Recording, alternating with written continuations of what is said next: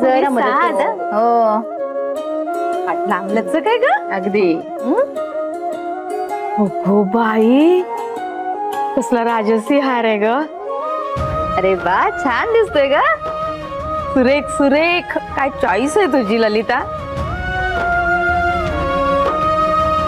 तू आनंदीमुळे त्या हाराला शोभा आली हो की नाही. काहीतरी समजते आत्या. मी तर पहिल्यांदा पाहिलं ना तेव्हाच म्हटलं होतं नील भाग्यवान आहे.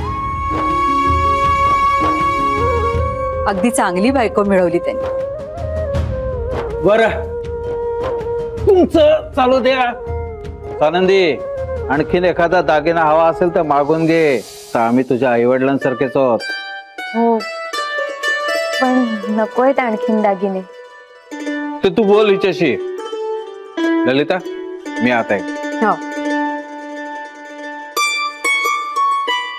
काय कसं आनंदी सारखं नको नको म्हणतेस.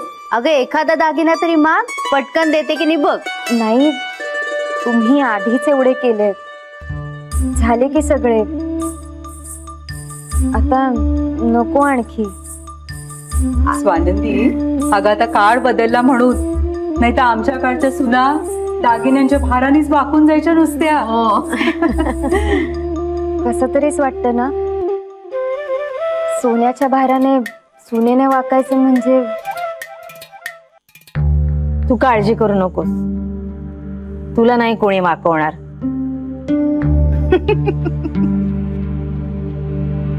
अगं अजून बरेच दागिने असतात म्हणजे बघ बाजूबंदाच्या खाली वाक्या घालायच्या असतात. गळ्यातल्या हाराच्या वर आणि चिंचपेटीच्या खाली वज्रटीक असते. डोक्यामध्ये सोन्याच्या फुलांचा गजरा असतो. आंबाड्यावर घालायचं सोन्याचं फूल असतं. पाटल्या बांगड्या पाटल्यांच्या मागे घालायचे तोडे असतात. तोडे बांगड्या पाटल्यांच्या मागे घालायचे गोट. त्याच्यानंतर मोहनमाळ पुतळ्याची माळ गळ्यात चपला हार पोहे हार आणि कोल्हापुरी साज. पायामध्ये जोडवी विरोली त्याच्या बाजूला मासोळी. अगं भरपूर दागिने असतात. बापरे मी तर यातली अर्धी नावं ऐकली सुद्धा नाहीये. अगं मी कितीतरी नावं तुला सांगितलेलीच नाहीयेत. हे तुला माहिती नसतील पण तुझ्या आईला काकूला आजीला माहिती असतीलच की. म्हणजे घरातले पुरुष कायद्याबद्दल बोलत असतील आणि सगळ्या बायका दागिन्यांविषयी बोलत असतील. हो ना. नाही ऍक्च्युली आमच्या घरात कुणालाच फार आवड नाहीये दागिन्यांची.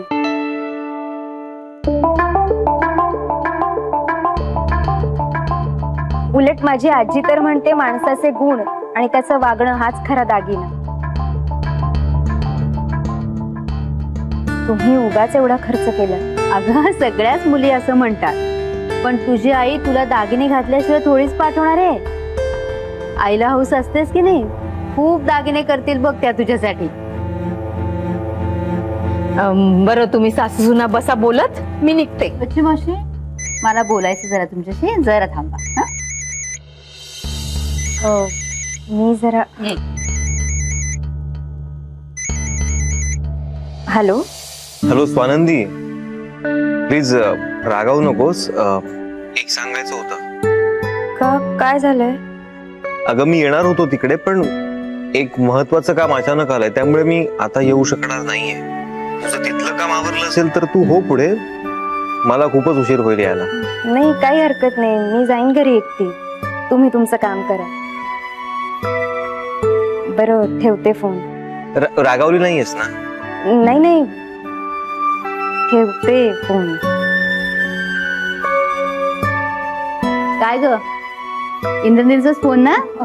हो त्यांना ना उशीर होणार आहे. मग मी वच्छे आत्यांसोबतच निघते. नको त्यांच्याशी बोलायचं मला. ड्रायव्हर सोडून येईल तुला. नाही मग ड्रायव्हर नको. मी जाईन की एकटी. सवय आहे मला. अगं तुला सवय असेल पण आम्हाला सवय नाही ना. संध्याकाळ टळून गेल्यानंतर आमची होणारी सून टॅक्सीने गेलेली बरी दिसेल का.